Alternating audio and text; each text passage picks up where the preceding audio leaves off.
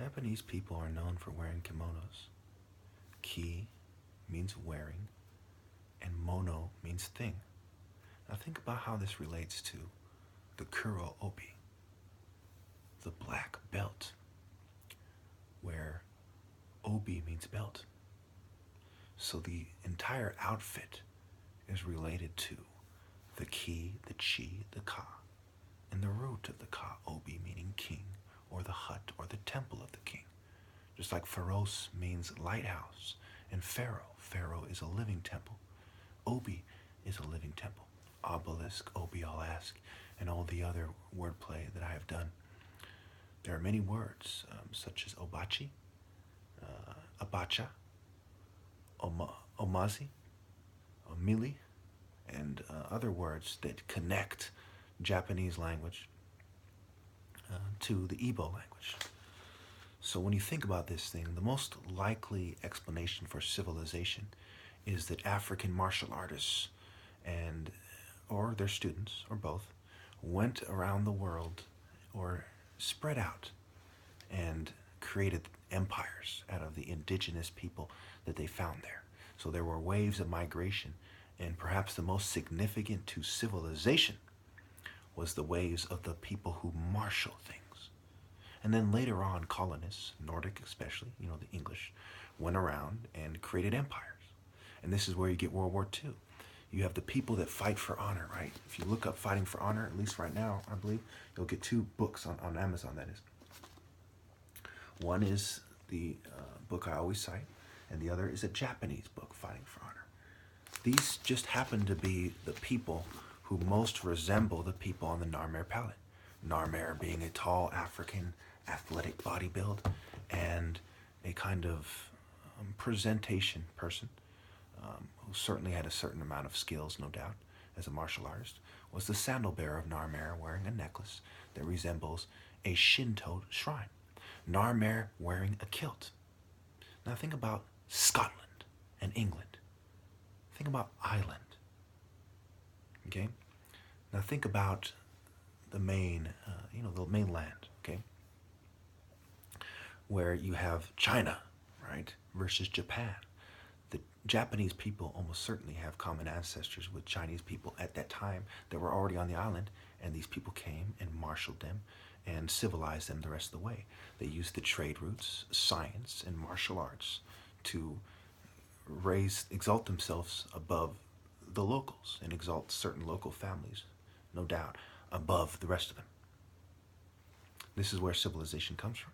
So in World War II, you have the Italian, right? They fight for honor in their own way. If you look it up, you'll figure it out. You'll connect it to honor killings and so on. The Japanese and the white people who call themselves Aryans. Aryan comes from India. The only really dark-skinned Asians that people know of and think of commonly are the people who are from the area where they get the word Aryan for noble, which they cite in Sumer and Babylon or so on, to that, something to that effect. Okay. It doesn't take a genius to figure out what's going on here.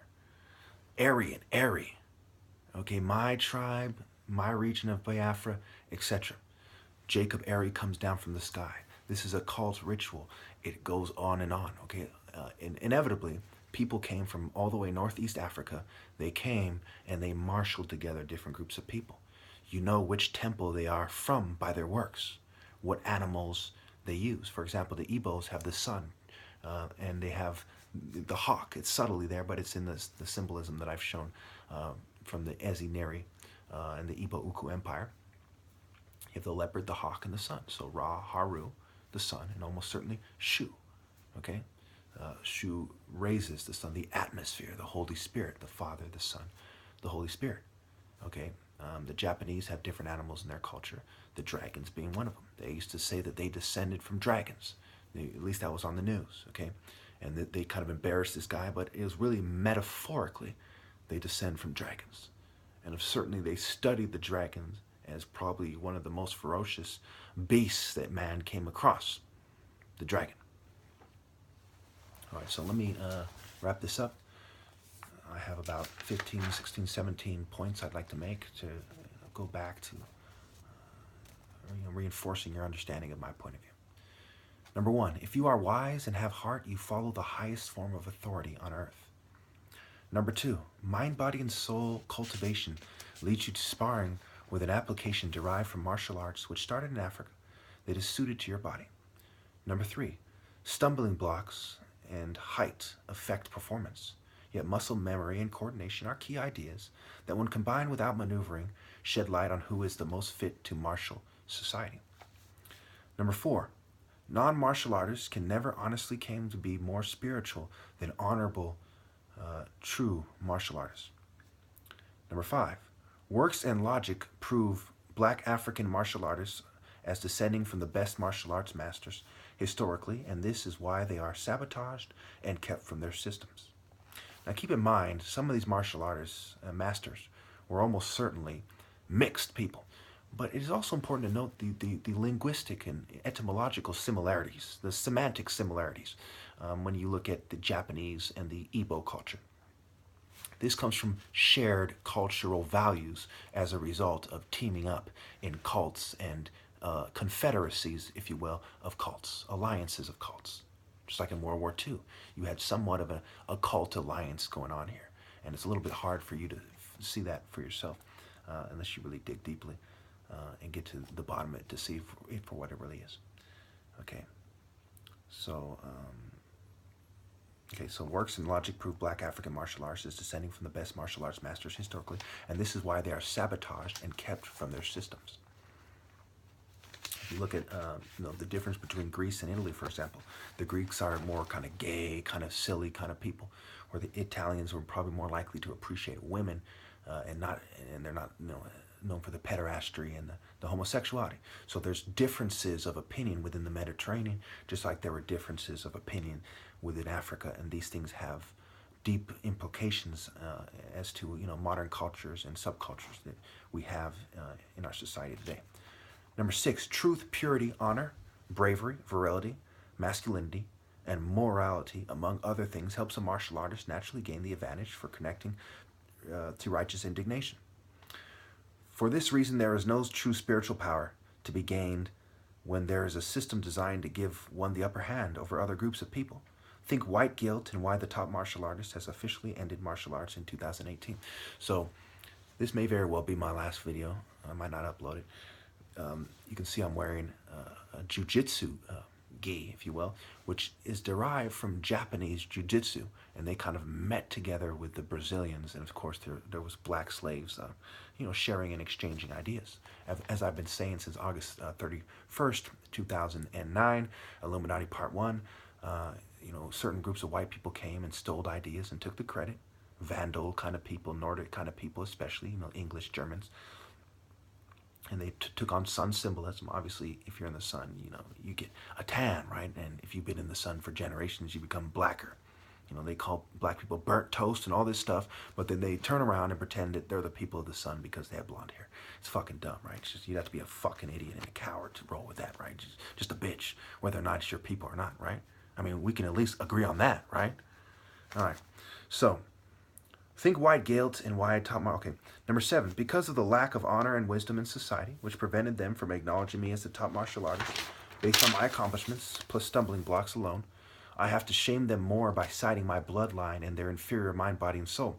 Think soul brother and unknown black African brain surgeon and general surgeon white wife. So not only was my dad a black brain surgeon in the 60s, who studied in the late 60s and 70s, okay, but he married a white woman, and he doesn't have this secret society network that inevitably helped Ben Carson rise to celebrity status. Kind of a no-brainer, right? Who really is the truth and who is the guy that everyone celebrates like false prophets or something. All right, with all due respect. Number eight, Nigerians are the greatest warriors and Igbos have the most sacred morality and divinely justified righteous indignation among them. Think the slave trade and the warriors who conquered and captured the people who became the greatest athletes in America. Think 13% of America versus 70% or so that are white.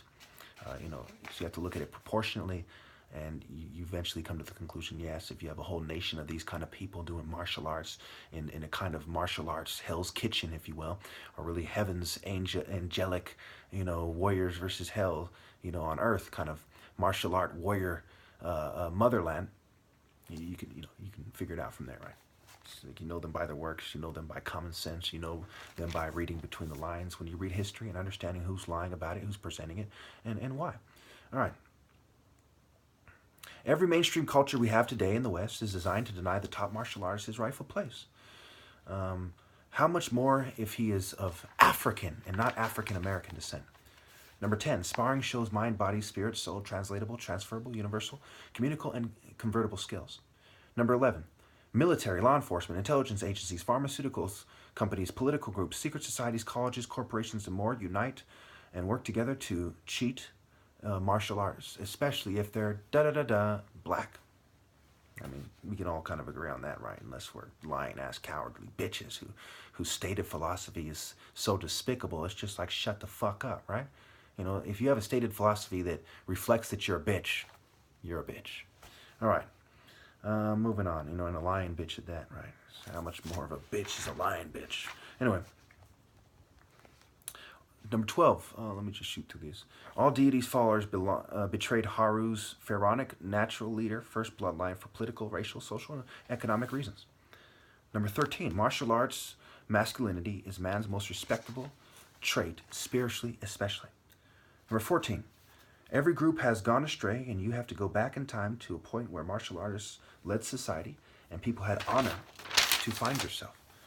Number 15, this is the last page. Okay. Application over presentation, illusion, art as trickery, and bowling advantages. So application in sparring to show the coordination of the spirit. Your height can be a hindrance because of muscle memory and precision movements, you know, moving fast and precisely. If I throw a blow that's like all wobbly, you can easily block it. If it's precise, it's like a little needle, you know, coming into that one precise, moving right into that angle that it needs to be to strike surgically, right? So this is what is needed. So it's easier for a smaller person. He's a smaller target. He can be like a bunny rabbit that's hard to hit. So everything really equals out, and it then boils down to who can outmaneuver who and strike the other person first, and effectively, which reflects the target zones of sparring. You know, the stomach, the face, etc. You know, the helmet, etc. All right. And of course, you know, the sides. You know, the kidney and so on. 16. Okay, Haru the hawk chosen, and of course that goes back to the transferable skills, you know, to transfer, to convey, to channel, right? They're talking about channeling spirits. Well, they do it with lies, and they use secret societies to create self-fulfilling prophecies to convince you that they're prophets and psychics, versus martial arts, which shows you who actually channels and directs spiritual energy in a way that's consistent with the highest standard of Christian and sacred morality, especially. 16, Haru the hawk chosen for martial arts above all other ideas. So why did the hawk, right? The hawk is the fastest animal, and when moving 200 miles per hour, precision is key. Distance, precision, right? If a hawk is fighting another bird, can it really swoop down effectively? No, it kind of has trouble. But when it's in its natural harmony, it is a hard animal to contend with. And if you apply anthropomorphism, you know, humans taking on these animal traits, you can imagine how it makes you the top martial artist when you come into the spirit of the hawk and the leopard and the hare. On clear days or when thinking clearly, the hawk is best. So that goes back to focus, thinking clearly, clear out the bullshit. You've been cleared by the authorities for travel because we think that you're thinking clearly enough to be a good little bitch, right? And who defines what and why? Okay, I'm almost out of time, so let me shoot through this. Righteous indignation proves performance for long-range strikes. So breeding is in the direction of arranging a body that can perform is important. Ranging, A range. Mountain range, A range. The pointed teeth, beak, and claws slice and stab. Think hook, punch, right? A hook, a sharp uppercut, and bow stance. No matter how you slice it. I went through all those expressions in other videos. Okay.